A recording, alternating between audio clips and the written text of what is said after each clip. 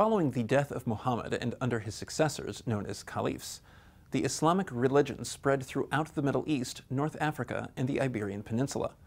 It was also during this time that the Islamic world diverged into two main branches, the Sunnah and Shia. A division originated in a dispute regarding Muhammad's rightful successor. The Muslim empire lasted in different forms up until the beginning of the 20th century, when it ended with the collapse of the Ottoman Empire. Over the centuries, several imperial centers arose, each viewing itself as a leader of the entire Muslim community.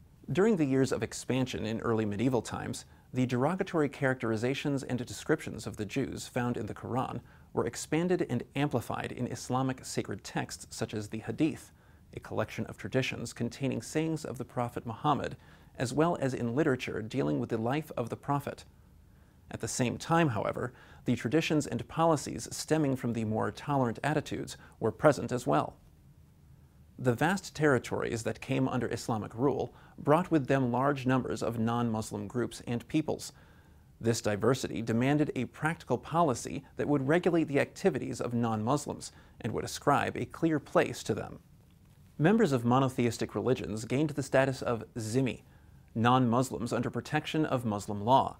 On the one hand, this status meant they had to exist under restrictions and limitations, but on the other, it allowed them a certain level of religious and social autonomy. As part of this status, Jews who were living in various areas throughout Islamic-ruled North Africa, Iberia, and the Middle East were able to exist in relative peace, especially compared to Jews in Christian Europe.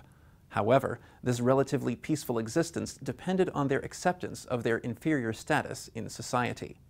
Islam, again, regards Judaism and Christianity as divine religions. The Jews and the Christians are what is called people of the book. That is, they have a divine book given, revealed to them by God. Therefore, Jews and Christians, although they are inferior to Muslims, and although they should always be subordinate to Muslims, under Islam or under Islamic law and Islamic culture, they enjoy tolerance. They're allowed to practice their religion. They enjoy autonomy, internal autonomy. However, should be essential that their inferiority toward Islam, vis-a-vis Islam, should always be emphasized. Now, if we look at the attitude of Muslims or Islam toward Jews and Christians, we have to distinguish between text and historical conduct. Text, as I mentioned, Jews enjoyed tolerance. They are people of the book. But there are also a series of restrictions imposed upon the Jews. For instance, Jews were not allowed, ideally, to build synagogues. They were not allowed to ride horses. They were supposed to wear special dress or signs on their dress. They had to pay a special tax called jizya, which is a poll tax. And here the Quran says that they had to do it in a humiliating way.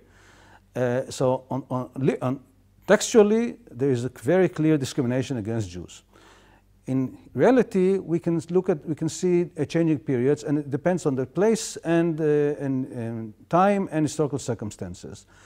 We can say clearly that Jews enjoyed much greater tolerance under Islam than under Christianity until the modern period. More than that, except for few cases, there was no forced conversions of Jews, except for Iran and in Morocco in the 11th century. And we hardly saw any physical attacks on Jews. In this regard, Islam as a religion, or the Muslim world, was much better toward Jews and Christianity. In fact, Jews historically regarded Islam or the Muslim kingdoms as what they call Malchut Chesed, that is a righteous kingdom.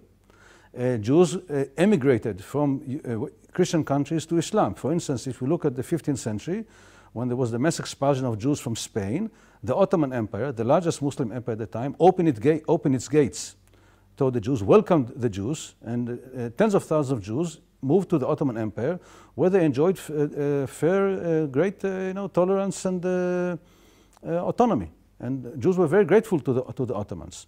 On the other hand, as I said, Jews were always subordinate, inferior to Muslims. Here we should say that the Muslims were very anxious lest the non-Muslims do not understand their place. That is, whenever a minority tried to change its allotted place of inferiority, here you can say Muslim tolerance disappeared. and then we see signs of great intolerance. For instance, in Spain, when we had a Jew, Shmuel Nagid, fulfilling a very high position in the Muslim kingdom, this created anger.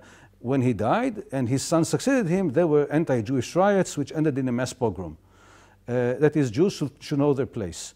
In the 19th century, for instance, we see much greater intolerance toward Christians, because the Christians violated their allotted or tried to challenge their rightful place in the Muslim hierarchy.